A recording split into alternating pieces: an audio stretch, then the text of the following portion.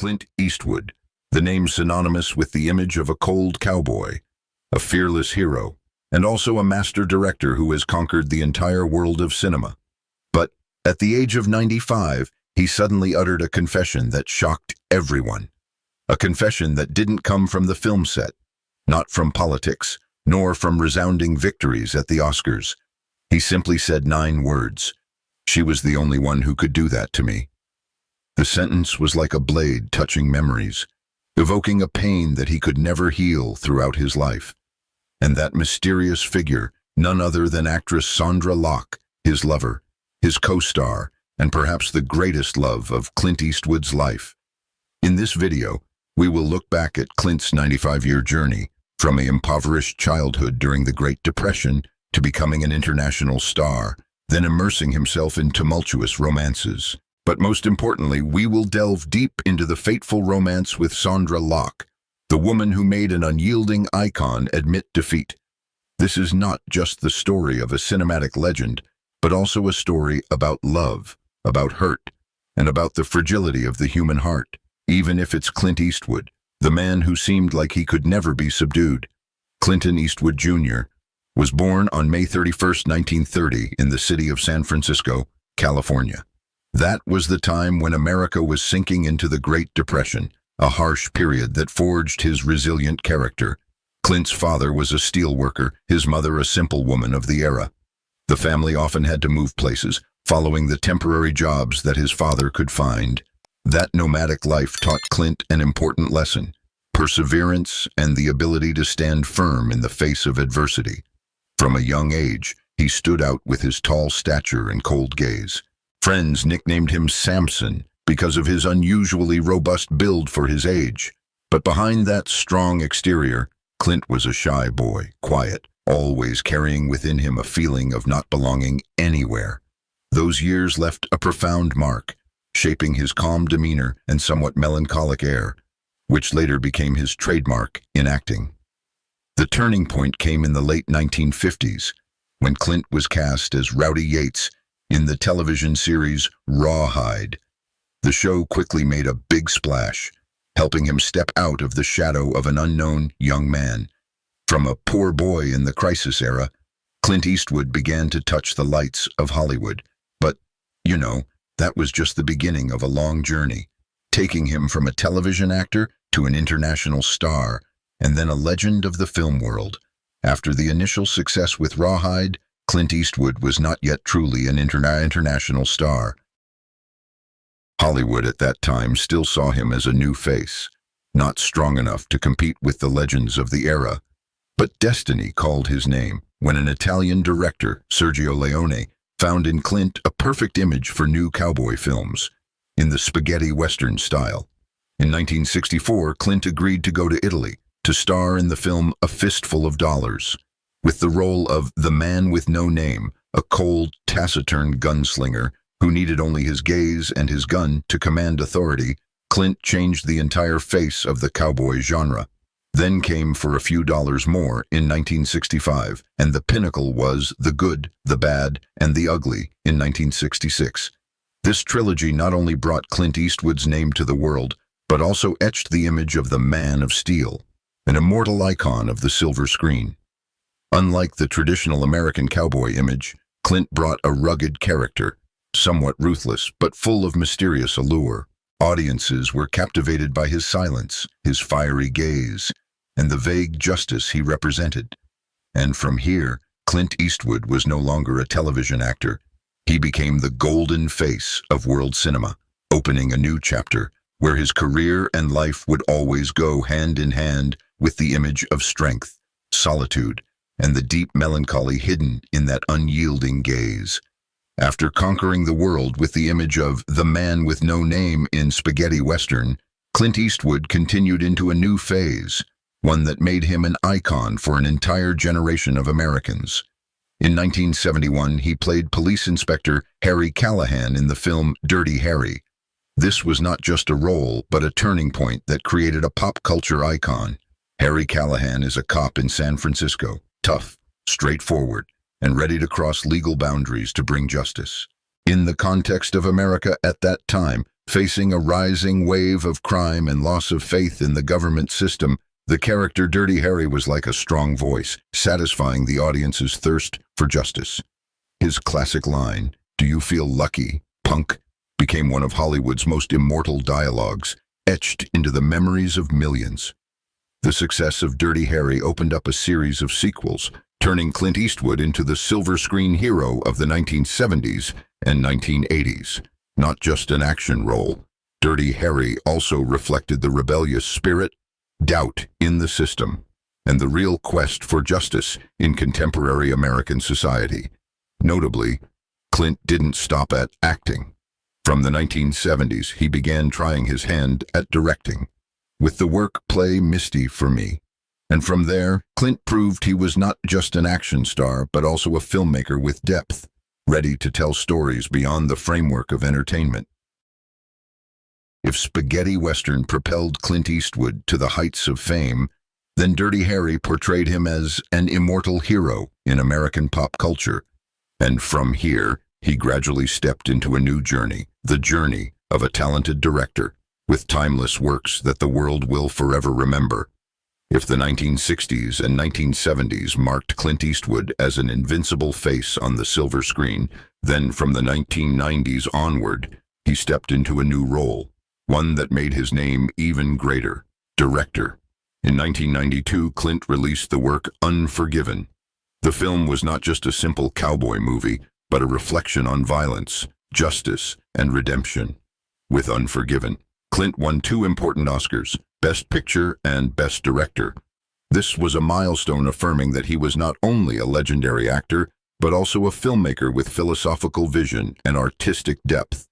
In the following years, he continued to captivate audiences with films rich in emotion and humanity.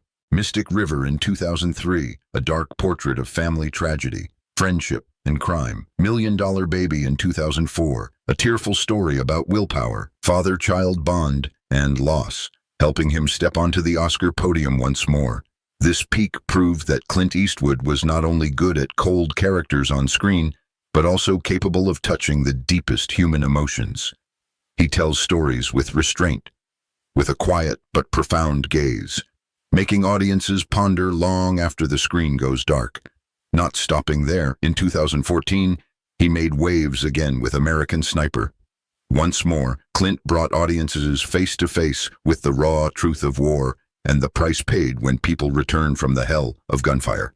From a young actor with a cold gaze, Clint Eastwood rose to become one of Hollywood's greatest directors. What's amazing is that even in his 80s, his 90s, he continues to create, continues to make films, and continues to challenge himself.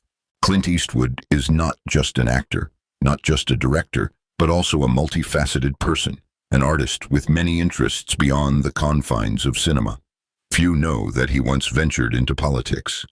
From 1986 to 1988, Clint served as mayor of Carmel by the Sea, a small coastal town in California. With his practical and decisive personality, he brought positive changes to the community, from developing tourism to protecting the environment. Though his time as mayor was short, it showed that Clint not only cared about Hollywood lights, but also connected with the everyday life of the people.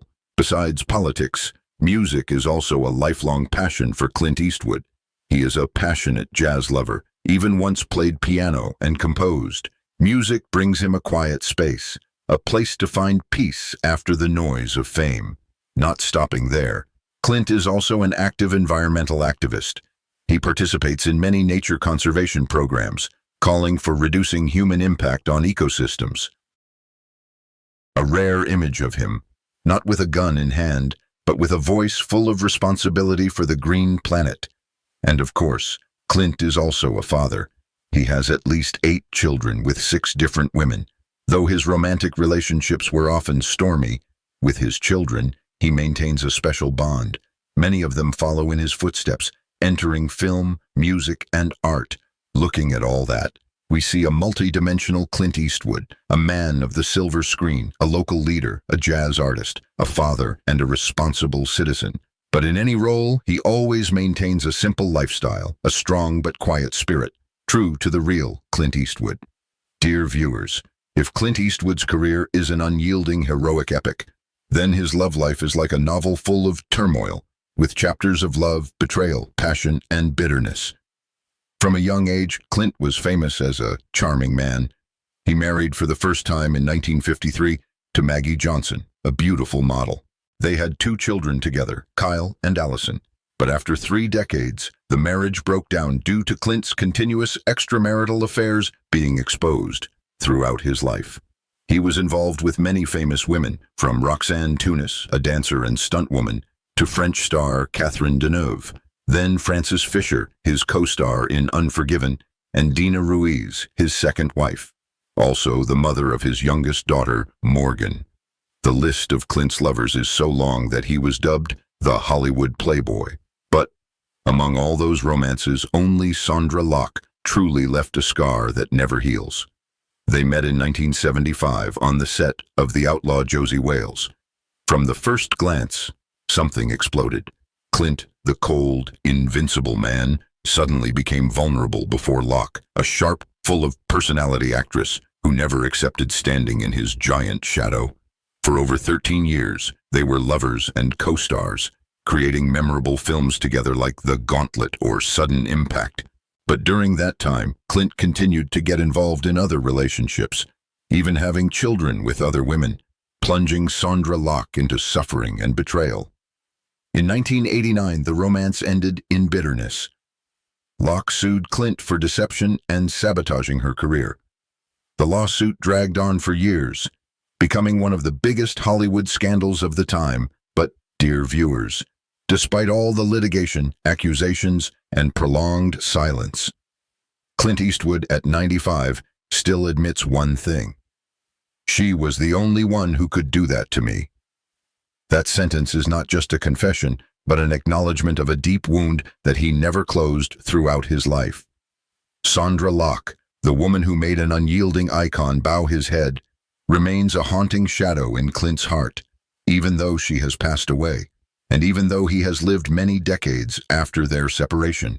People often say that time can erase all wounds, but with Clint Eastwood, at 95, he proves the opposite. In the quiet villa in Carmel by the sea, where he once served as mayor, Clint lives amid countless mementos, photos, scripts, glittering golden Oscar statues. But what truly haunts him is not the glamour, but the memory of a woman named Sondra Locke.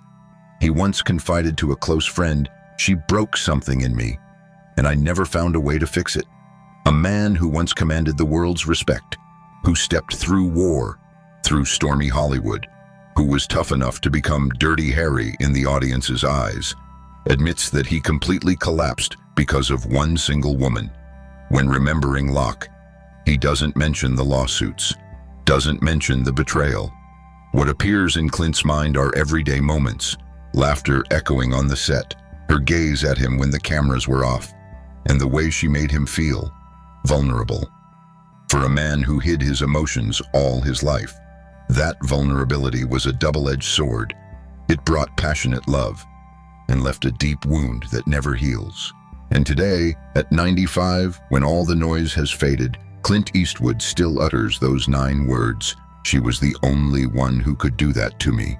She was the only one who could do that to me." A confession both tragic and beautiful, encapsulating a life of turbulent emotions, and also the final chapter of a heart that has loved, has hurt, and has never forgotten. Clint Eastwood's 9 words at 95 are not just a reminder of Sondra Locke, but also a mirror reflecting a universal human truth. She was the only one who could do that to me. A simple sentence, but powerful enough to shake the image of an entire legend, because it shows that even those who seem unyielding, even a Clint Eastwood once cold on screen, have a vulnerable void in their heart. What makes this confession special is that it doesn't come from anger or hatred, but from a deep pain, an acceptance that some wounds will accompany us for life. From a personal perspective, I believe this is what makes Clint's story relatable to all of us. Because each person has a memory, a romance, or a person who once changed us forever. No matter how successful, wealthy, or powerful, in love, we are all equal in fragility. Clint Eastwood has taught us one final lesson, not on screen, but through his own life, that power, fame, and even time are powerless before the strength of love. Over 9 decades of life, Clint Eastwood has gone through it all: poverty, fame, love, betrayal, and the most brilliant glories of Hollywood. He is the hero of the Wild West, the fearless Dirty Harry, the talented director behind cinematic masterpieces, and also a politician, a musician, a father. But in the end, when all the glory has faded, what remains in Clint Eastwood's mind is not the golden Oscars, not a career spanning 6 decades, but a memory of the woman named Sondra Locke. She was the only one who could do that to me. That confession echoes like a low note in the symphony of life, an admission that even an immortal monument can fall before love. And perhaps it is that vulnerability that makes Clint Eastwood even greater, because he is not just a cinematic legend, but a real human being, a person who has loved, has hurt, and always remembers. When we look back at Clint Eastwood today, we don't just see a Hollywood icon, but also our own shadow, fragile, weak, but genuine in love. That is the timeless value, the greatest spiritual legacy that Clint leaves for posterity. The story of Clint Eastwood today is not just the journey of a cinematic legend, but also a mirror reflecting our own lives. If you feel that these sharings bring you a new perspective, a bit of nostalgia, or simply a deep empathy, please give the video a like, share it with friends, and subscribe to the channel to continue joining us on the journey of discovering untold stories of Hollywood and the people who have left an indelible mark. Your support is the greatest motivation for us to continue bringing emotional stories, told with respect, seriousness, and sincerity. Thank you sincerely for listening, and see you in the next videos.